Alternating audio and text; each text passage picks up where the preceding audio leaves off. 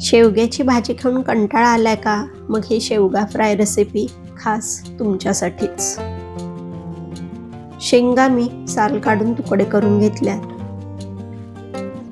आता थोडंसं पाणी, मीठ आणि हळद घालून 4 ते 5 मिनिटे शिजवून घ्यायचं. शेंगा जास्त शिजवायच्या नाहीत, तुम्ही ते पाहू शकता. अशा अर्धवट शिजवून घ्यायच्या आहेत.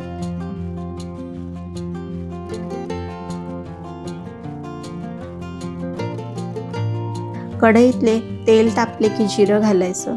3 ते 4 कढीपत्त्याची पानं, 1 बारीक कापलेला कांदा, 7 ते 8 खलबत्त्यामध्ये बारीक केलेल्या लसूण पाकळ्या, थोडंसं मीठ सांभाळून वापरायचंय. आपण शेंगा उकडतानाही मीठ घातलेलं आहे, हे लक्षात राहू द्या. कांदा चांगला रंग बदलेपर्यंत भाजून घ्यायचा. कांदा चांगला भाजला आहे, 3 ते 4 मिनिटे लागली आहेत. कांदा असा लालसरच भाजून घ्यायचा आहे. मसाले ॲड करूयात. हळद, लाल तिखट, कांदा लसूण मसाला, धनापूड, थोडीशी धनापूड इथे जास्त घालायची आहे. चांगलं परतून घ्यायचं. मसाल्यांचं प्रमाण तुम्ही तुमच्या आवडीनुसार कमी जास्त करा. आता उकडलेल्या शेंगा घालायच्या. शेंगांमधलं पाणी काढायचं नाही, चांगलं मिक्स करून घ्यायचं. 2 ते 3 मिनिटे पाणी आटेपर्यंत चांगलं परतून घ्यायचं, म्हणजे मसाला शेंगांमध्ये मुरला जातो. पाणी बरंचसं कमी झालं आहे.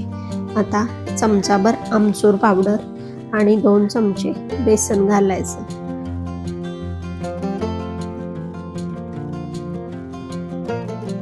चांगलं मिक्स करून घ्यायचं.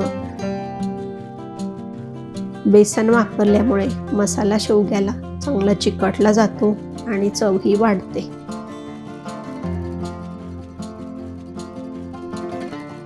बेसनाचा कच्चेपणा जाण्यासाठी 2 ते 3 मिनिटे झाकून चांगली वाफ काढून घ्यायची. वरून स्वच्छ कापून घेतलेली कोथिंबीर घालायची. 1 मिनिट परतून घ्यायचं. गरमागरम शेवगा फ्राय तयार आहे. तुम्ही नक्की ट्राय करून बघा. भेटूया लवकरच. तोपर्यंत काळजी घ्या घरच्यांसोबत, स्वतःचीही.